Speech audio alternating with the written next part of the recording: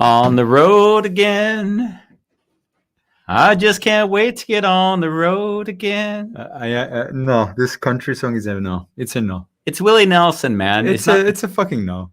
It's just a no. You didn't even know where that song came from. You had to look at it on YouTube to hear it. It just sounds like crap. We're actually singing this because we were told by one of our very active listeners, JC Barnett.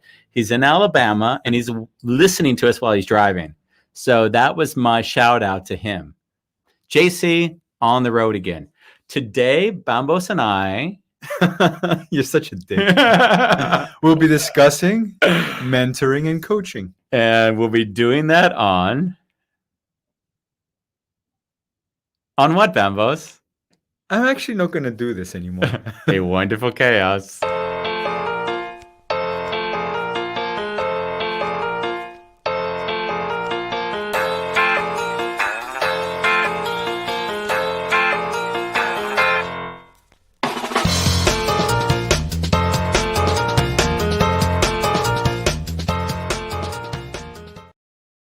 I've got the tune of Star Wars in the back of my mind. Dun, dun, dun, dun, dun, dun, dun, That's really kind of like the Darth Vader anthem, not the Star Wars anthem. It's Darth Vader. I had a different song in my head when you said Star Wars. Oh, which one? What was the normal one? That one, of course. Yeah. So you've told me that this show has a lot of people interested in it. Yeah. And I'm curious why that was. I didn't even promote. I didn't ask. I just said. I know, but for some reason it caught people's interest. I had one person say, "I'm gonna see you later." I'm yeah. like, are we? They're on the show. I'm gonna. They put in their agenda. So coaching and mentoring, which for me, it's funny because I always told you there's about 10 show themes that I wanted to touch on, and one of them was coaching versus mentoring, and that was important for me.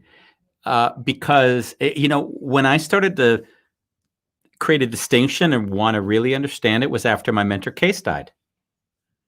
And what happened after he died was we were He was your mentor. He was my mentor. Case was my mentor for 10 years. And we shared the same principles. So principles of understanding if you behave in a certain way, you can expect certain outcomes. Right? There is you live by certain principles, you adopt them over time, and you see by living by a certain principle that you sort of understand, oh, this is what happens. It happens over time normally when you start living a principle. It's not immediate because you don't understand what it feels like to live a principle until afterwards you see the outcome. Yeah. So principle for me, for example, for those listening would be, I have a very clear principle, which is relationship first. I live in a way people don't like. Today, I give you an example. I had a call with someone that I rent an apartment to, and I rent him, so I am his renter, right, landlord. But I also consider him a dear friend. I barely know him. I just love him, and he said he was going to move out, and I thought to myself, he never really told me why he was moving out, and so I called him today. I said, listen, I just want to make sure, because we never discussed it, was money an issue for you? Because if money was an issue, then I should hope you'd bring that forward to me and we try to figure out how to make it work. And he said, Andy, we're such good friends, I didn't want to introduce it into a relationship. Like, I like you so much. And he even said it was hard for us to leave because you as a landlord was just something that we really appreciated. And I laughed and said, yeah, because of that reason, I would have loved if you brought it forward to me. Because for me, it's always going to be about us and our relationship. So, we had a bit of a laugh, but we became closer through that interaction. And that's sort of how I live. I breathe it. And it's so important to me. Are they staying? They're not staying because they already booked it. If we discussed it earlier, they would have stayed. He laughed afterwards and said, this is a learning. But regardless, it brought us closer again. And that's what I'm looking for in my life is how do we, even when it might not necessarily appear to be in both of our interests, how do we come together still and have a discussion? So that's an example of a functioning principle I use. And what I wanted to get to, so Case and I shared a lot of these principles, but we were very different in how we executed them. So when he would interact with someone on a kind of a coaching mentoring basis, or I would interact with them, we'd somehow pull from the same well of understanding, but we'd execute it differently when we would interact with our clients. Would that have to do with the intention? It would not necessarily have to do with the intention. It also would often have to do with our predisposition. What does that mean? Oh, so you learn something. Yeah. But when you learn it, you will execute it differently than how anyone else would execute it. Yeah. So we all learn, and then, we've had some discussions with people who go to coaches or mentors, and then they learn a lot, and then they start to imitate that coach or the mentor when they first get clients, because they don't have any other basis to they'll even take their tools and they'll adopt them. Yeah. But the thing is they'll adopt it in a way that suits how they tend to work. Yeah. Okay. So in my case, I saw that I was different than my mentor Case, but I didn't know how. And it didn't feel good not to understand the difference for me. So back then you couldn't articulate? No. Okay. So, and after he died, I spent some time thinking, like, who am I going to be now? How am I going to coach? And I really wanted to understand, and not because I needed to understand why I was, say, special, forget that, but what is it that makes me behave differently than he? And how is it that if you behave differently, you have a different outcome that can occur? So it's not good or bad. It's more like, if someone works more like a coach or they work more like a mentor, what's the behavior you could expect from that person? And then in that behavior, where is it more suitable for a certain audience? Because a lot of people will throw out the word coach. I'm a coach. And then you're like, okay, well, what does that mean? And then everyone has their own definition. Why do you laugh? Because nowadays everyone and their dog and their cat is a coach. Yeah. But I mean, when it comes to mentoring, that also has its own ideas. But I rarely hear people say I'm a mentor. They say I'm a coach. Well, I think what often happens is mentoring is something I've heard spoken more about in a corporate environment, where they say, who's going to be your mentor within an organization? Like, who's going to help you grow and understand kind of politics and system dynamics and all that kind of stuff. So as I started to evolve and started to think, like I mentioned after Case died, I realized that there was sort of a matrix I built in my head. And I built the matrix, as I do with a lot of things. I work in paradox theory, which is basically there are two things which appear to be contradictory, when in fact they're complementary. And normally when you work with a paradox, there's a gentle trait and a dynamic trait, also called an aggressive trait. And I saw that coaching and mentoring were actually complementary things. And coaching, as I define it, everyone can define it however they do. I saw it far more related to a skill, which is a skill that can be learned. Anyone can actually do it if they just want to learn the system dynamics of it. And it all is around questions. In the coaching dynamic, one assumes that the other can figure it out for themselves if they're asked the right questions. And I'm going to assume right now that only when the person receiving the coaching asks a question, do you ask them another question or do you give them an answer? Okay, that's a good. You're asking a bigger question. Yeah. And what I would say to answer your question, I'm assuming in a coaching that there's been a dynamic that's already been decided. Yeah. There's a coach and then there's a coachee. So once that has been established, the coach has the right to ask the questions. Yeah. What you've said, and which I would love to talk on, what is when an individual has not been asked to be a coach, but they think that they should be a coach? That's not what I asked. It isn't, but it's a good thing to state at least. Okay. Because that could imply some level of arrogance. when Oh, someone yeah. when someone Yeah. believes that they know what's best for you and they start coaching you where it hasn't been asked for, there is some degree of arrogance there, because what it presumes. And are they coaching you with that same formula, just asking you questions? I mean, it could be. Because normally the way you're talking about it, I have the image of someone knowing what's best for you, so the questions are more directive towards the outcome that they want. Okay, but so now we're taking coaching, and now you're saying, Andy, the coach themselves, how capable are they? Because that's what you're asking. Yeah. And the capacity of the coach, I would suggest, and this is how I would see it, is the coach's ability to facilitate you through your own thinking processes in order to get clarity. Yeah.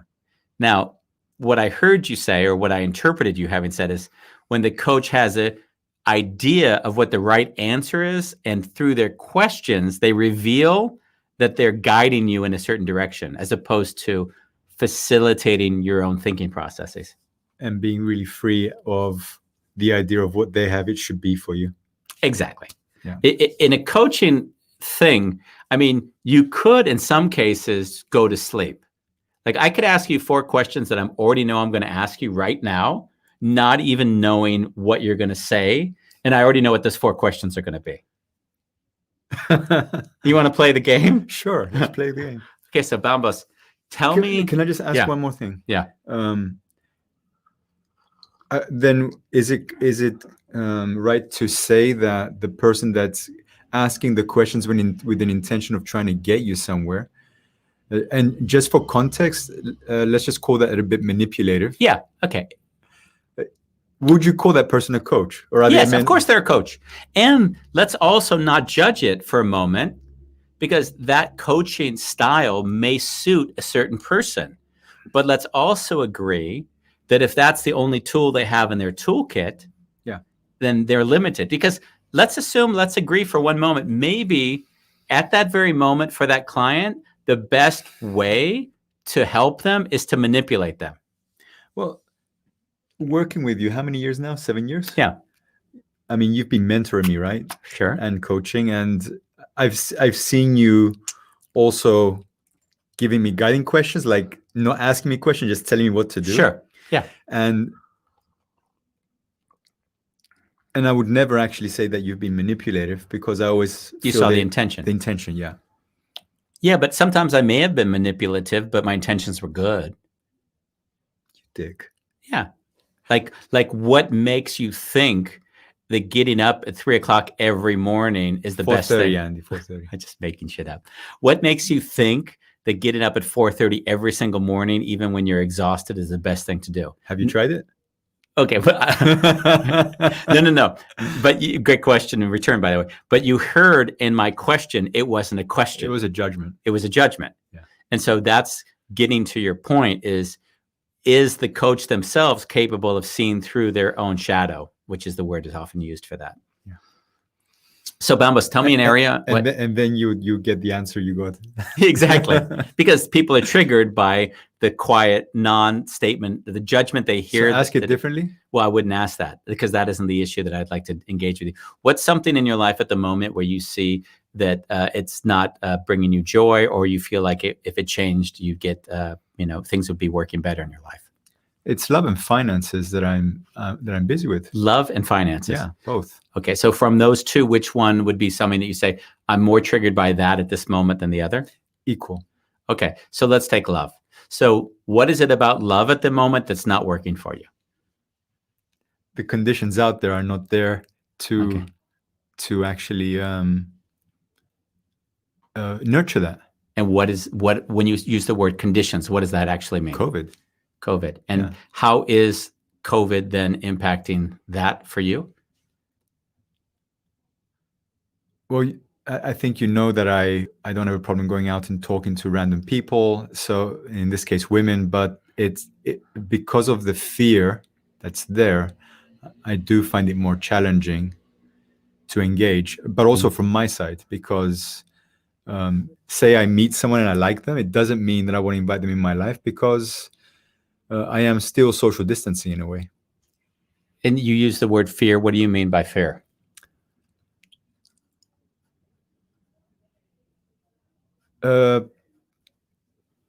Of starting something that I can't dive deep into right now because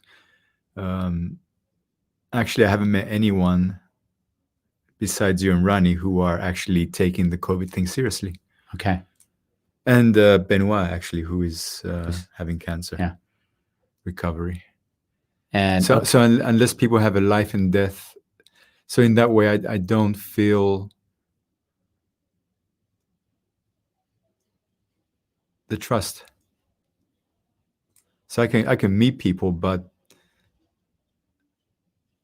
yeah, even if I start talking about it, I feel that there might be even a judgment from my side.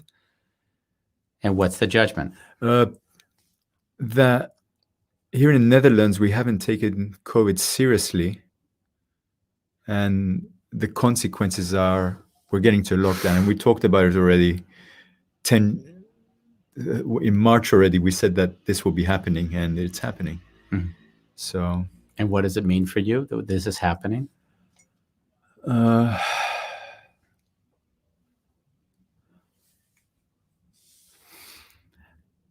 I can tell you how I feel when I walk on the streets. I feel lonely. Mm-hmm. It feels lonely to walk on the streets of Amsterdam, going to the market and seeing clusters of people as if nothing is happening. And it's part of me is like, I want that too. Mm. And apparently I can't give that to myself right now. But why do you say apparently? Oh, isn't that obvious? No, I mean, because maybe for some it wouldn't be an issue, but apparently for you it is. So I have the belief that if I get COVID, my body could pretty much kick it out of its system pretty quickly. Okay. Or I can carry it, and since we're working so closely, you get it. Okay. So. And if I were to die of COVID because of you, then you would. Oh man, fuck that. Like if I made a choice to socialize, this show would not go on anymore. Because I wouldn't do that. So what you're saying is that you're not socializing, you're not giving yourself the affection maybe that you'd want because you're frightened that through that you might give me COVID and that you'd lose that. Yeah. Okay. Isn't that beautiful? Yeah. Okay. So now this was an exercise. Even when I ask you the questions, you could sort of see I was dispassionate. I didn't ask the questions like emotionally attached to them. I really just asked questions. They were quite dry. And I didn't feel that you were trying to take me somewhere. No, because so the coaching, the technique that I was just exhibiting, which is called, first of all, it's an opening question. Like a coach would usually, if they're good, the opening question would be, they set a context for the discussion, which is just big enough and small enough. Like the biggest question would be something like, what's going on in your life? It would be so broad that you don't even have any place to start. And my question was a little bit more specific. Where's an area that you're either struggling or you'd like to improve? So that's the context setting. And I feel the word deepening comes up. Exactly. And then all you saw me do for the next 5 questions, I even wrote the words down. I will listen as a coach, right, to a word that you'll state that has either a vagueness to it or judgment to it. And then I'll deepen by asking another question. So when you said the conditions aren't there, I'd say, what do you mean conditions? What does that mean for you? Or you'd say, I feel fear come up. And I'll say, what's the fear? You say, I have judgment towards that. What's the judgment? Yeah. So as a coach of just facilitating you, I'll take ideas or thoughts that you have in your head that haven't necessarily been worked out because they're just general. They're like an attachment of a lot of ideas with no single thought having been deepened and getting real clarity around it. And then I'll ask you to deepen your feelings around that.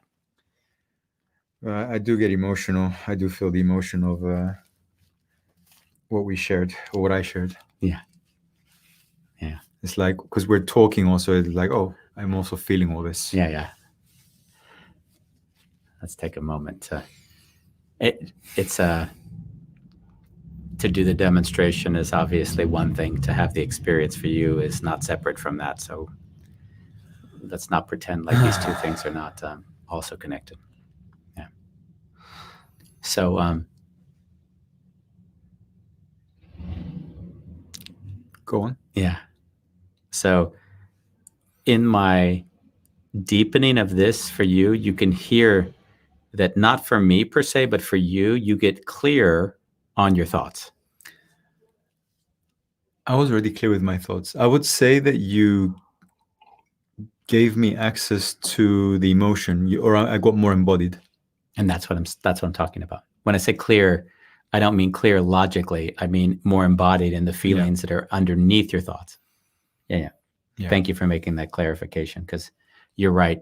If people thought clarity was an idea like, oh, I understand it better. No, you embody what's really going on in yourself more. Bulelang, where are you? Yeah, where's his comments? JC, where are you? JC's in the car in Alabama, so he won't be commenting today. And then what you'll notice what I did, I skipped a step, which I may also take in a coaching call. But so all of what I did, I didn't need to know anything about you, about your situation, about ways to deal with loneliness. Like all I did was use basically two techniques, two skills. One, framing a question to begin a discussion, and then deepening questions step by step as you answered them. So the thing you didn't do was a conclusion. Well, what you noticed, and this is what word terminology in general would be, I summarized what I heard you say, but you didn't say maybe directly. So what you did say was, Andy, I'm worried that I might get you sick if I interact with women. So you never made the direct connection like, I'm feeling uncomfortable engaging with people outside because I'm worried that in some ways I might get you sick and I couldn't live with that. Like that's what you said, but you didn't say it. Yeah. So by me making it explicit, I didn't want to say it.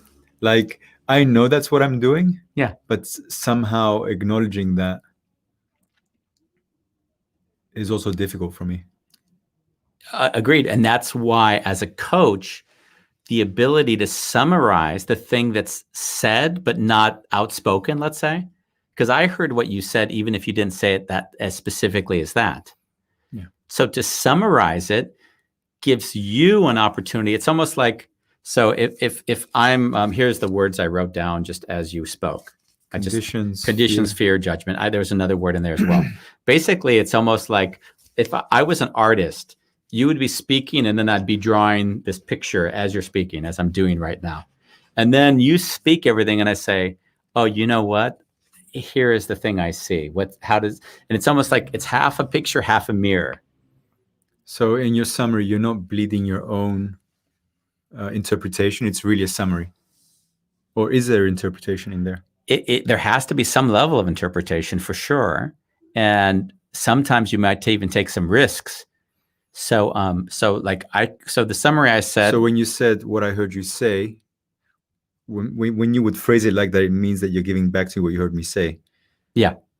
So how would you start that? So it's not what I heard you say, it is. So what you're saying is, you can make it as a statement. Okay. So what you're saying is you're not seeing other people because you're worried that it might get me sick.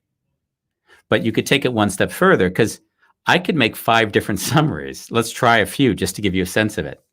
So, and remember, a summary is not trying to get it right.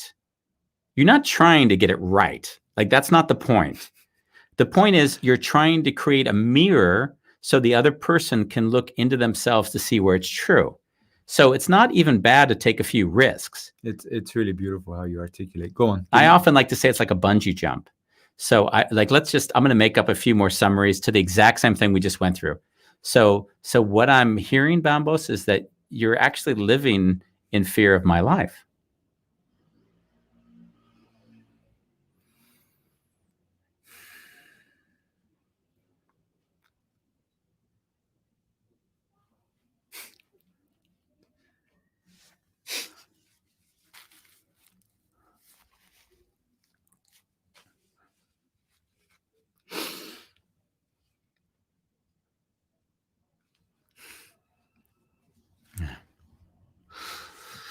Yeah.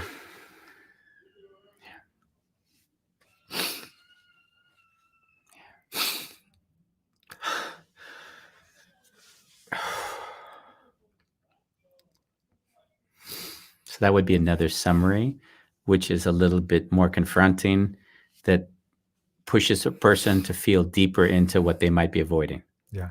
So the first version was softer. That was the next version. I can continue. I mean, we can create several versions. You know, the funny thing is that the thing is like, Andy, what is this show? Is this a coaching or is this just demonstrating? Is this, what is this? Is like, are we just demonstrating this, or are we actually? We still actually are not like there's so much to cover actually. But I mean, do one more just to get a reference. And so another sort of summary of everything that you just came to me with might be something like in the direction of, I see that even if you believe that you live a life without fear, you actually have a lot of fear in your life. Yeah. Oh, I don't believe that I had. I know it's true. I was not a good summary, but I just that came summary up with sucked. Yeah, but I wanted to say something different. It didn't come out right. But the beautiful thing with the summary is you don't need to get it right, because let's just say right now you said no, I don't agree with that, right? Yeah. What do you think the next question I have for you is? Because it doesn't matter if it's right or wrong. Actually, it's not the point. The next question would be, what do you see then? So you invite me to. Yeah, then you say, so let's just try it. So what I see, Bambos, is although you might not feel that you live a life in fear, you know, you actually do have a lot of fear in your system. I would say you're partially right. I know that I'm living with a lot of fear. Okay, and where does that show up in your life? Like the example we just talked about. Okay. So, and what is that? See, you see what I'll do is the question will always deepen. Again, I did a summary. Summary was shit. You said, okay, that doesn't match my experience. And then I say, okay, well, help me understand what am I missing? So even as a coach, you don't even need to be good at summaries, because as long as there's trust, there has to be trust. Let's agree on that. But assuming trust, you can just continue asking, what did I miss? And then the other person will fill in all the gaps. So coaching really does not require any understanding of a situation. It's situation independent, potentially. Clear. Yeah. And then what would be the dynamic between a mentor and a person being mentored? Okay, so now we move from, but I wanted to kind of sort of, if we're doing sort of like the gentle, what I often will equate with coaching, the gentle trait, then we move to mentoring, which might be the dynamic, which I would consider more of a dynamic trait. And the mentor, right, as a character, as what their capacity or capability is crystallizing an understanding that they have built into principles. A principle understanding of how things work. Yeah. So if you have a principle understanding of how things work, then you don't need necessarily to coach people. In your and mine relationship, you know, I've just said, Bambos, do it that way. And in my experience, it works. And you might do it and it may or may not work, but in some ways you're basing your actions on principles that I've developed for myself. Yeah. So I'm at that moment, I'm not coaching you. I'm mentoring you. You know, there's situations when it's come to you. We've discussed pricing in your past, how you deal with customers in your past. And when you'll come to me with those questions, I'll always answer you with the principle that you aren't following at that moment. I never coach you. I say, you're not following the principle. You know which principles they are? Which ones? Like, I know like 3 of them I've coached you on in the past. Not necessarily now. What's a principle that you know immediately? Like, oh yeah, that's a principle that Andy always lives by, and he always tells me when I don't live by it. Relationship first. Relationship first, that's one of them. But what's another one? There's tons of them that you probably implicitly know if I name them for you, like, oh yeah, I know that, but you don't I have them so clear in my mind that I even state them outright. That's a fundamental principle of how I work. I probably embody them, but I don't I have them don't clear give in my head. away, I don't give away value unless my value is recognized. And if it's not recognized, then it's not appreciated. People become resentful afterwards if I ask for that value to be recognized because I didn't ask for it up front. How many times have we had that kind of discussion in your past? A lot of times. Okay, but that's a principle. That's a functioning principle. So when you have a principle like that and you have a mentor that says, don't give away anything for free unless you have a clear recognition that the value will also be valued. And that's just a running principle. And that a mentor can give you a principle like that, which you may not have learned for yourself if you're open to them mentoring you there. Yeah. And then you start adopting it in your own life. You say, oh shit, things get easier and better when I apply that principle to my clients. Yeah. I'm trying to think of 3 or 4 other principles, because there are principles that I know we've interacted with where I've just that's how it is with Bambos. Very direct, not, hey Bambos, what makes you, what makes this or what makes that? It's often happened around clients, difficult clients, where sometimes you've not necessarily felt comfortable engaging them, and I've always sort of given you a clear answer, like this is how you'd react to that or respond to that. Yeah.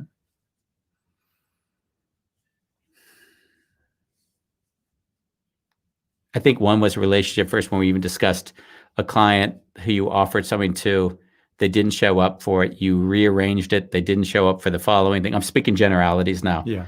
And then you said, well, I don't want to refund them the money because they didn't follow through with 2 promises they made. And now it shouldn't be my burden now to refund the money on the thing that they didn't fulfill. Oh yeah. So in the end, I refunded based on keeping it clean. Because if you let a client walk away feeling, they're gonna be what's the word? They're gonna carry the. They're gonna write you a bad review, and they're gonna say, listen, don't go to this guy because he basically will rip you off. Yeah. And one review like that will lose you 5 new clients, and it's not worth it. Yeah. So that's sort of an understanding of relationship first. If you're not happy, I'm not happy. If they're abusive, it's different, right? And I wouldn't accept abuse. That's not what we're talking about here. The fact that they're not responsible. It's just keeping it really clean. It's keeping it really clean. And so that would be a functioning principle. That would be more of something a mentor does, is they'd really work clearly with principles and they'd make them so explicit. Hopefully, some people are mentors, but they don't even know that they have clear principles because they haven't made them explicit yet. There's a lot of people that, they try it. And what I've seen happen in life is that people that get more successful, or maybe even not successful, they start saying, hey, these are the 5 principles you need to be successful in life. And they try to crystallize their success, not seeing that a lot of the struggle a person will have to be successful has nothing to do with understanding those principles. It has to do with overcoming limiting beliefs of themselves. So that's where it's dangerous if a mentor has this weird belief system that they have the answers to your problems. And if you just follow these 5 things, you'll be successful. Those 5 things would work in a specific context. Well, they may work, right? They're better than maybe not having those principles. So, but to promise that they'll solve the issue is just too much. It actually sounds like mentoring. When you say it's dangerous, it's putting a plaster over stuff, but it's not really going. No, I wouldn't say it's dangerous. I would say what the danger is when one takes their learning over time and has a belief, right? Because that's what happens, that their success can be given to another person if they just share that these are the 5 things that make you successful. So it could be that they write a book, the 5 steps, and then they're not taking into account that these 5 steps work under a certain context. Worked for them. And it doesn't even take into what often is the biggest thing that no one wants to discuss. What do you think that is? You mean the underlying root? No, luck. Oh, a lot of times luck is a lot of what no one really wants to ever admit or acknowledge, is that luck had a lot to do with their success. Being in the right place at the right time. What was our guest? What was his name? Good Luck Club, Simon Squibb. Yeah, we had the podcast with Mr. Squibb. Yeah, we actually are going to have on a professor from the university in Innsbruck, and he's going to talk about the that a monkey can invest better, as it's been tested, than an investor. If you put a monkey in a room and you say, pick whatever stocks he picks, the monkey will perform as good, if not better, than the person who picks stocks for a living. So in an idea, we actually say, hey, there is, and then we have exceptions. We have people who create unique situations for themselves. So we can't exclude it completely, but I'm suggesting that when one says this is how to be successful, it doesn't take into account all the other factors that came to make them successful. What it takes into account is the 5 things that they thought were important, that they believe would help others, where actually it's a belief. That's what I'm saying. It's just like a religion. Now, but they've convinced themselves of it, and if they have a lot of charisma, they'll attract people to them, which is what happens. I can put that character on right now and make people on the other side say, wow, I'm attracted to that kind of persona. And it's kind of scary if you just put on the mask of that persona, that immediately people can lose some agency because they think, oh, wow, that's attractive. I mean, let's just play the game right now. Guru Andy? Well, that wouldn't be a guru. It would be like kind of the strong-minded, believes in himself and believes that he can convince other people of things that would make their lives better or more successful. Go on. Okay. Okay. If you've been struggling financially, it usually comes down to 3 limiting beliefs. If you're able to overcome those 3 limiting beliefs, I guarantee you that you will be able to find success in your life. I know a lot of people out there, they talk about promises of what to achieve, how to achieve it. This is totally different. These 3 simple steps, if done with me together, you will find will dramatically shift your financial future. So trust me, your money back. If you don't find within the first month that you've drastically shifted how you're thinking and feeling and working with money, then I will give you your money back. But that won't be the case, because I guarantee you that it'll work.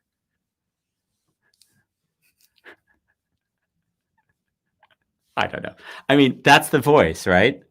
I mean, that's the persona. I would have done something differently. Okay, go ahead, try it. No, I would have wanted you to look into the camera. Oh, sorry. Yeah, but not perfect. This is I've never done it before, actually. But that's the voice, which people lose part of their agency. They give it over. And I may very well believe the things I'm saying. I don't necessarily even think that I'm oblivious, but what I'm not taking into account are the specifics to the individual and the fact that they have so many unique differences that I can't necessarily accommodate those in my 3 beliefs. Because I'm a white privileged male who basically was given this higher level of opportunity that they weren't given, for instance. And I've said, hey, follow these 3 things and you'll be more successful. Well, that's not true. It was true for me in my reverse engineering of my own story, because that might not have even been the 3 most important things. Those are just the things that I began to believe were the most important. And that's how we've gone a little bit off kilter here. But that is at least what I'm suggesting, is that we create a framework, we believe that framework, and then we talk about it convincingly.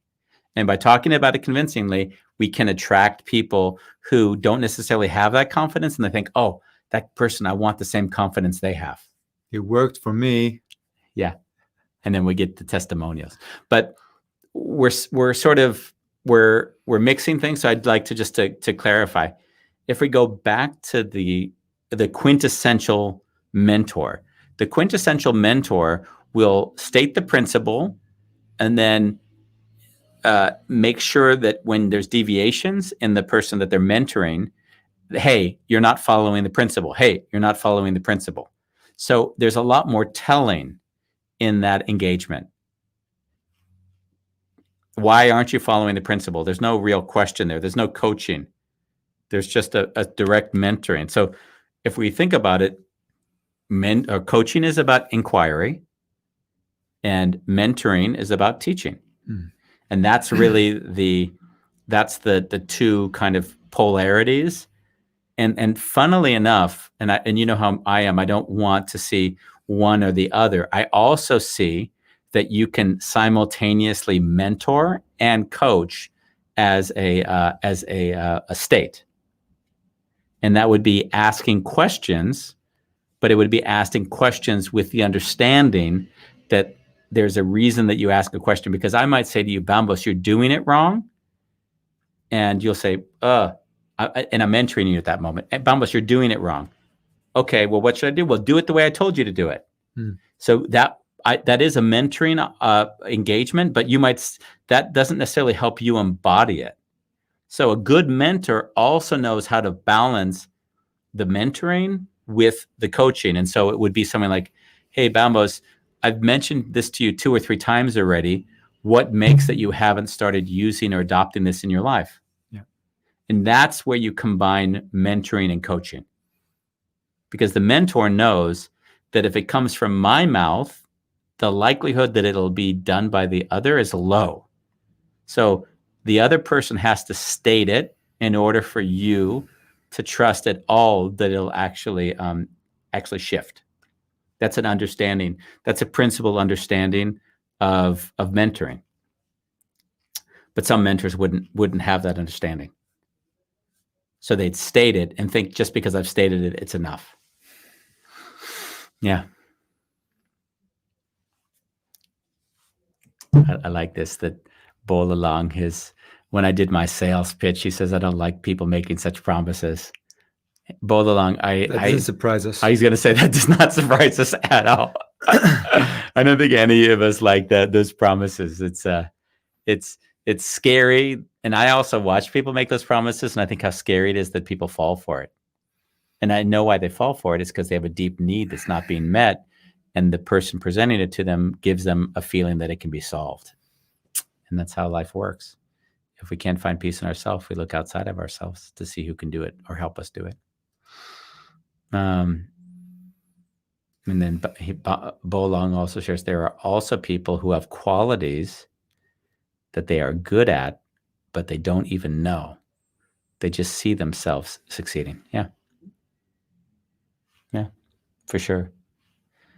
A lot of people that I think are the most, say, successful at implementing certain principles, so they wouldn't even know where to begin to mentor somebody else.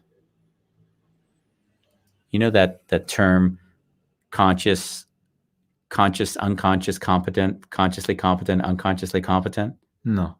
There's a term that often used. I don't know if you even know if that's the word. If someone's watching knows the word, then please put it in.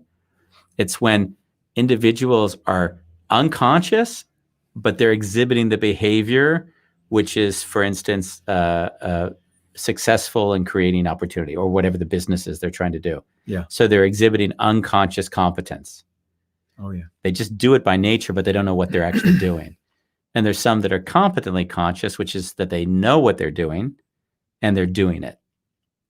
And I think, as Bolalong just alluded to, if you're consciously competent, it's clearly easier for you to mentor somebody else because you don't say, it doesn't feel good what you're doing. You give them actually more of a hook, like when I say Bambos, relationship first, that's the principle. And then I can express what that actually means. That would be consciously competent. And yet somebody else would say, Andy, that's a terrible principle. And I would say, maybe so. What do you see? So just because I've adopted a principle doesn't mean that it's best or right. It's just a way I've chosen to live to guide my decision-making processes. Yeah. Oh, yeah. Unconsciously incompetent. Yeah. Hey, Diana. Yeah, that's beautiful. The unconsciously incompetent. Yeah, because there's the 4 quadrants again on this one. But someone who's not conscious, unconscious, and incompetent is often the most dangerous person because they don't even know that they're incompetent, which makes them a huge liability. Yeah, I can see. Yeah. And then that would be a person who, if you're in an organizational structure, you'd either get them a coach, right? Or you'd get them a mentor. But usually you're going to a coach and a mentor, it would be you'd get a coach for somebody who's not getting along with others. That would be traditionally what a coach's role would be. And you'd get a mentor for somebody you see with high potential somebody who can guide them into roles that are above what they're currently doing. So those would tend to be roles and how they would fill in different in a business context or something like that. Yeah. I have a question. Yeah, what's that? Why is Luke Skywalker looking angry? Is that Luke Skywalker? Interesting. He's got a... I love the picture you picked. I love that we have Yoda on top with his pom-poms. Guru Yoda. So we have Bolalong also commenting on that. It's a quadrant model from management school. Yeah, that is one of those typical quadrant models. Yeah. Is that it? It's kind of it, Bambos. Okay. Have a nice day, guys.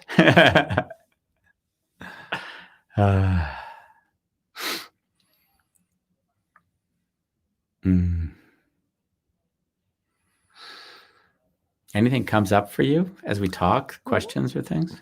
Well, I think we met in end of 2014 or mid 2014 when I was, as most of you know, I'm a photographer, started my business from scratch, learned everything on YouTube, and I didn't really have anyone to support me. And I came to the end of the rope. Like, I ran out of money. I was eating leftovers from the organic market, just picking scraps up from the ground. And back then I didn't think there was anything wrong with that.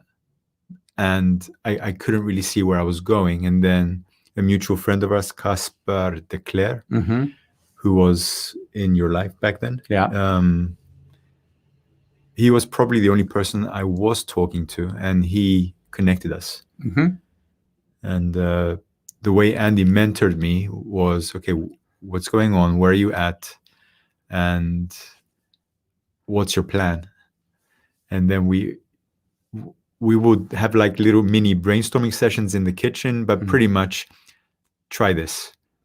And then I go out for how many weeks and just try things out. And there were days where I would be trying things out, and if you've done that every day for several weeks, it can really get to you. And I would just call Andy and just let it out and cry and keep going. So that was really supportive back then. Yeah. So that would have been me more acting as a coach than a mentor at those moments. Yeah. If we take the roles that we've defined here. Yeah. Deanna de Brown is asking, not sure if you mentioned it before, but do you then call yourself a coach or a mentor or both? It's interesting. I actually don't like to call myself anything, because at the end, I always have the feeling like the only reason why I call myself something is that other people need a category in order to make sense of your life. Yeah.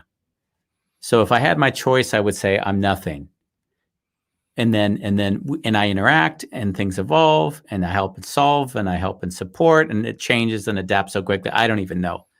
But I would say I normally call myself an advisor. Like, that's the term I often use. I'm an advisor. Corporate advisor. I'm just an advisor. That's what the word I use. Hey, but if you go in the corporate world, that's what you would say. Yeah, but I wouldn't necessarily categorize it as advisor. Like, I advise family offices, I advise individuals, I advise that's generally how I would categorize it. But what is advising? It's just a mix of coaching and mentoring. Yeah.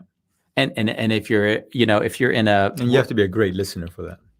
What'd you say? A great listener and a great empath. Yeah. I mean, and if you can apply that and you give principles, again, as an advisor that help people understand what are better decisions they could make, then you become valuable to others. And a principle isn't a belief, right? A principle is not like, I believe this. A principle is, this is what I've done. This is why it hasn't worked in the past.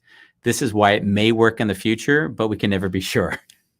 So it's really, it's like you develop a working hypothesis that changes always. So Diana, I would say, I work more, if I was to answer the question directly, I work more like a mentor than a coach, but it doesn't mean that I don't also apply tools that a coach would apply. Yeah. And Bulalang is saying this was so absorbing but refreshing at the same time. I like that there's absorbing and then a but and then instead a of an but and. instead of and. So this is so absorbing but refreshing at the same time. Bulalang, can you help us both understand why didn't you say this was so absorbing and refreshing at the same time? And you know what he's going to say, that bastard? I totally kind of, it's about white privilege right now, because he's going to say, Andy, English is not my mother tongue, you bastard. I hope he says that to us. Thank you, Bolalang. I totally understand. Diane just fed back another quote or another thing. I totally understand you're saying you are nothing. I ask because I am starting my business and finding words for it does help. So to answer that, Diana, I would say it is utterly important to say what you do. I'm in a luxury position where I've built trust. So I build business just based on my relationships. No one comes to me because they say, I'm looking for a coach. They come to me because someone has a problem and they say, Andy can support you there. So for you, Diana, I gather that probably a lot of your business will come from people that you know, because that tends to be how it starts. But I would also define it in line with the kind of people you'd want to have be doing business with. So if you're going to do like shadow background work to someone in a corporate, then I would position myself as more of a mentor. And I'd say I offer mentoring services for businesses where individuals aren't necessarily understanding what's holding them back. And I have learned a lot of skills, and I can teach and support because I've done it, right? That's how that messaging. And if it's a coaching, then it would be more in the direction of I help people work through their limiting beliefs in their interactions with others and making peace with the thoughts that are holding them back, or whatever the terminology is. But those would be the positioning that you would often use for the different types of work. Yeah. Thank you for sharing. Yeah, my pleasure. And Bulalang says, I love it. I want to hear you say it, Bulalang. Yeah, I love it, Bulalang. Thank you. I think that was one of my favorite moments on the show, when if we had a mic, that would be when the mic dropped, when we started the show with Bulalang. Yeah. Do you remember that? I just thought it was the best. We had an iPad with sounds, right? Oh, no. But Bulalang, I don't know if you remember the moment. We were on the show with Bulalang, and it was like, Bulalang has had this beautiful life. He's lived through apartheid, right? And he's kind of gone through that whole journey. And he started out, and I don't know, in our conversation with him, I asked him, hey, Bulalang, like, where do you see like white privilege, and how is it like playing in a role like today?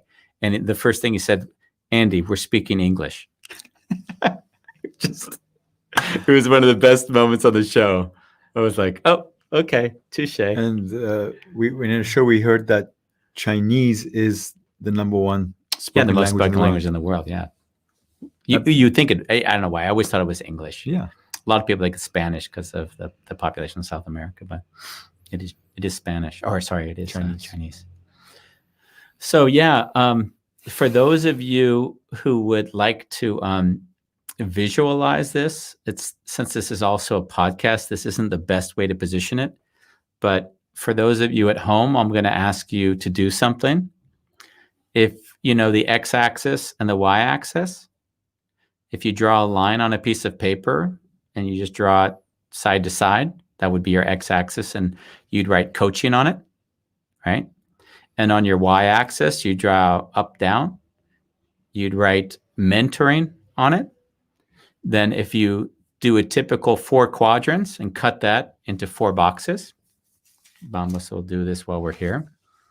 Then what you'll have is 4 quadrants with two axes, like I mentioned, the X being coaching and the Y being mentoring. X is this one, horizontal? Yeah, horizontal. And what I've often done, as I mentioned earlier, is that I'll often use these quadrants to have a better understanding of what state I'm in when I'm working with someone. So Bambos, for those who are watching, that's what it would look like. If you're at home listening on a podcast, you'll have to either imagine this in your head or draw it. But if you look at the X-axis, coaching, then the beginning of that axis would be the lightest form of coaching would be making suggestions. You'd say, how about trying this? How about that? What do you think about adding this to your cycle? So that would be the lightest form of coaching. The quintessential coaching is about inquiry. So the furthest length. So if you start off in these little suggestions, the furthest end of coaching would be inquiry, which is purely the questions like you saw me asking to Bambos, which are just reflective of his answers and supporting him to deepen his own thinking. So if we look now at the Y-axis now, instead of the X, we look at the mentoring, and we start at the lowest point of mentoring. Then the lowest point of mentoring would be where we make suggestions. So it's the same. Make suggestions. Yeah. I had a different distinction there, but put it there for the moment. We would advice. No. Put advice for the moment until I find the better one that I wrote years ago. I haven't used this model. I created it after case study, but I haven't really. I have it as a working thing in my brain. The highest point of it would be principles. So now what we've created is we created an XY axis with two functioning variables and what would we call it? We call it a measurement scale. Scale being the two going on either of these two factors of coaching or mentoring. So now this is where it gets funny, or where it goes nice. So, advice was my wrong thing. I'm sorry. The word I wanted to use instead of in the mentoring, it would be instruct. Yeah. My mistake. Instruct. So I make a suggestion or I instruct, just do it this way. So now it gets interesting because as we love the four quadrants, we now get to fill in the four quadrants. So basically, instead of the advice, we put instruct. We put instruct, yeah. So then the question is, Bambos, now we're going to only look at behavior right now. What is it that we know of somebody, okay? How would we describe the behavior of somebody who asks a lot of questions, okay? Yeah. And they're instructing. So they're asking you a lot of questions, but they're instructing.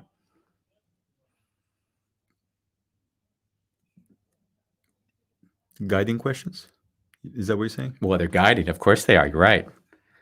So did you get it done? When is it going to be done? Yeah. How is it going to be done? What would we describe? How would we describe that behavior? Bossy. Yeah. Okay. Or the word would be often managing. So if someone is bossy. Yeah.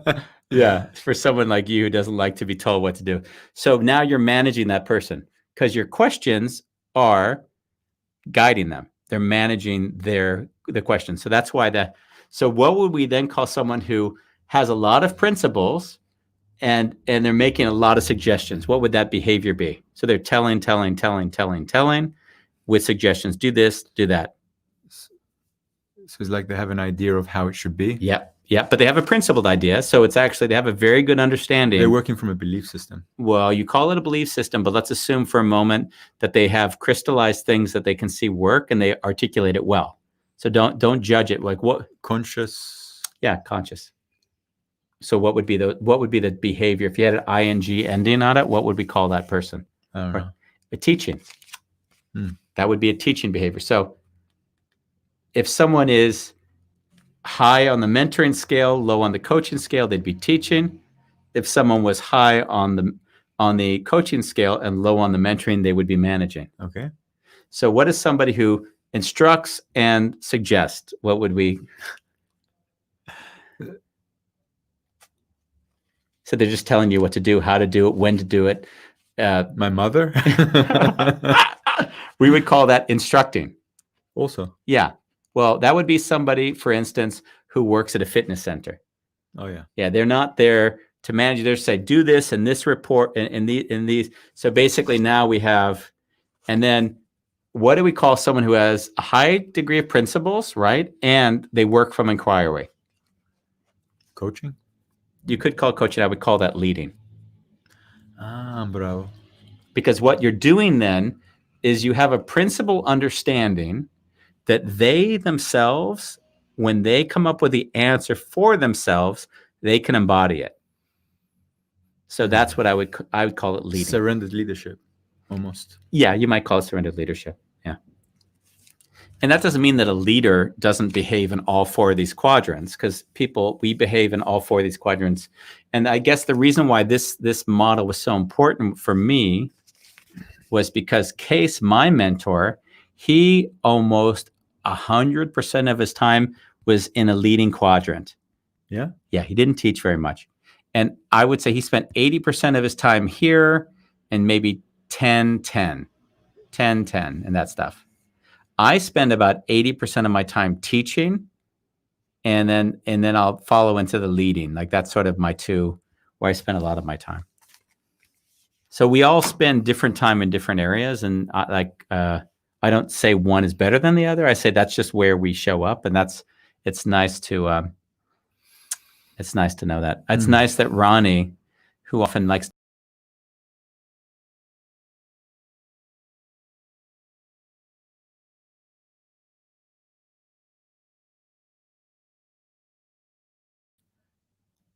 Oh wow. Okay. We're still here. Yeah, we're still here. It's funny. No, we're not. Oh yeah. Yeah, we are. We're live. Hey guys, we're live. We just shut down for some weird reason. Ronnie, thank you for letting us know that you can't see what we wrote on the paper. For those of you that are interested, send me an email and we'll send you a copy of it. I have it written somewhere. It's one of the models I've used quite a bit in my life. So, Bambos, I didn't realize we've gone over our hour.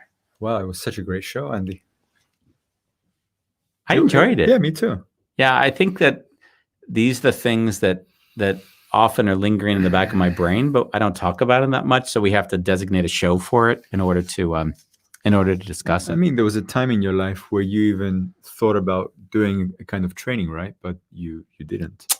In the 15-month course we did, you talked about this. Yeah. I think there are times when you actually want to do things in your life, and there's times you realize I can't be asked. I have a few clients, they appreciate what I do, and sometimes I like to put courses together, and I believe I'm going to come out of my turtle shell and invite smaller groups of people to do courses together.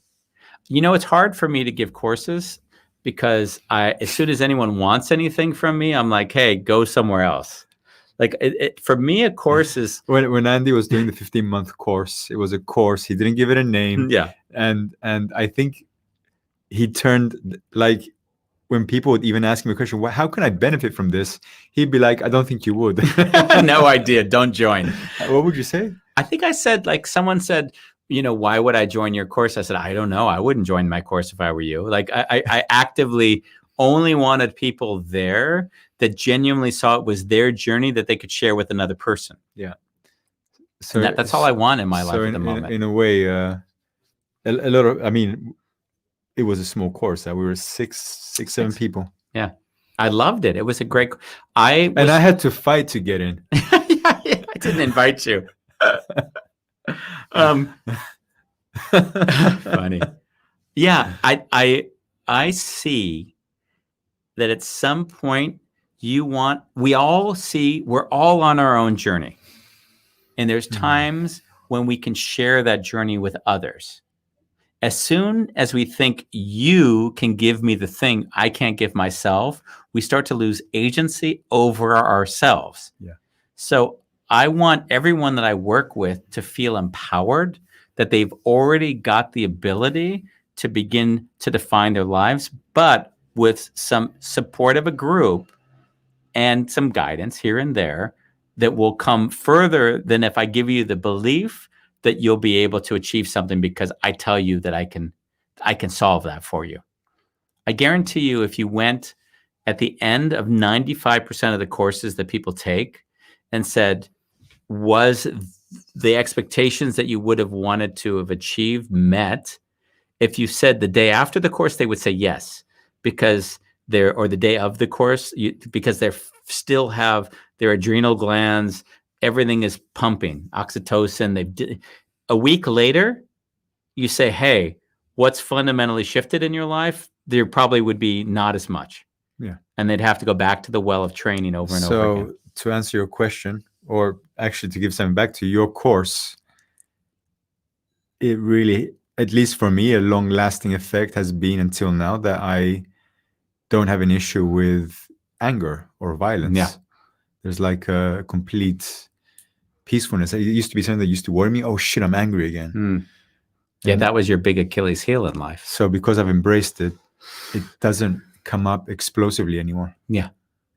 But I mean, if I, before that course, I'd said, hey, Bambos, we're going to solve that for you. First of all, we didn't know that was going to be the issue that was going to be most critical to solve. All we could do was let it emerge and create a group where that space could be held. And if everyone went into life and just said, we're going to hold space for what emerges, what a beautiful place this would be. Yeah. And I see how good you are because you react. You get triggered a lot when people impose behavior in a space and they can't accommodate any deviation. Yeah. Yeah. Nice. Well, this was a nice show. Thank you, Bola Long. I'm happy that you appreciated the show today. That's really sweet. So today is Wednesday, Andy. Today it is. Tomorrow we have... Who do we have tomorrow? No, we have Spiritual Humility with Don Oakley. I'm really excited about the show for a few reasons. Don doesn't necessarily know that I want to ask him some questions, but he was an Osho. Osho, you know Osho? What do you mean he doesn't know you're going to ask him questions? Well, I mean, I kind of told him I wanted him on to discuss spiritual humility, but I do want to ask him a few questions about being an Osho. Okay. He was a high-ranking person in that organization. Do you know anything about it? About Osho, yeah. So imagine he was their financial director for Osho as they're building all these structures and doing all this. So he had a really high-level position. And you know the guy? Yeah. Okay, it's going to be fun. And but I think what I love about him is that he's standing into his strength, which is holding space, listening, and giving a lot of kind of heightening awareness, non-dual courses. And he's also has a lot of humility in to say, you know what, we all have our own journeys and how we get there. And I see that he really has a beautiful approach there. So we're going to discuss that. He likes to write about it as well. Friday's still open. I have two people that I've been interacting with, and I'm going to close one of them. One going to close them. He's going to number close them. One is Anxious Andy. He's got over 1 million followers on Facebook, and he only posts things about depression. And I talked to him once, and he says, Andy, maybe I'll get on. I haven't been able to reach him, and if not, I have. Whoa, slow down. Yes. Anxious Andy.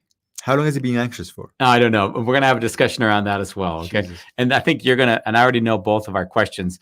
What happens when you're no longer anxious? Like, what do you do? Like, how do you repurpose you? You have to be anxious the rest of your life to keep the 1 million followers, right? That's the fun. So he actually earns his living from this. Yeah, he does. He does. Wow. I mean, can you imagine 1 million followers and he just posts things about being anxious, which I thought was really funny, really quite amazing. And the other one who potentially is Bob Shern. He's written 2 books on Blue Lives Matter. So he's written books, Blue Lives, about police officers who've been killed in the line of duty. And he's just focused because he used to work as a district attorney in Los Angeles. And he was very close to these cases. And some of them are really well known about police officers killed as they're trying to just do.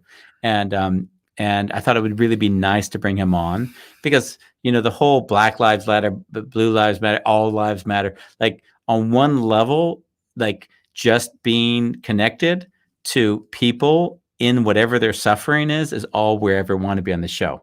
So just because you share your support of one thing doesn't mean you're against another thing. And that's the one thing that I really can't stand in our society today is people think that everything is mutually exclusive. If you support this, you can't support that. And that's just absurd. So that very well might be. It's one of those two shows. It's a mix-up. We'll figure it out. I'll let you know. I want to announce Monday. Yeah, we're gonna do a show on our relationship. Yes. What happens behind the scenes and I think it's nice, as you know, because a lot of people have commented subtly or not so subtly that I'm an asshole to you. You are. I don't feel that way, but apparently others do. So I thought, wouldn't it be nice just to explain a little bit about how we work, why we work this way? Yeah. And sometimes even like as the show is evolved. This shouldn't even surprise you though, because a long time ago,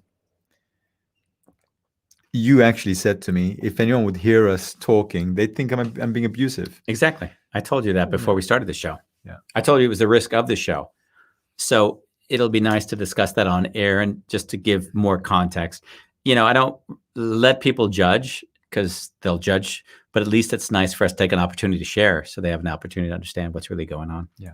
And we're going to do that, Andy Shalev, on Bambos. You have to have the right screen on. We got to press the button. Say it again. Andy Shalev, we're going to do that on Oh, Wonderful Chaos. Bye-bye.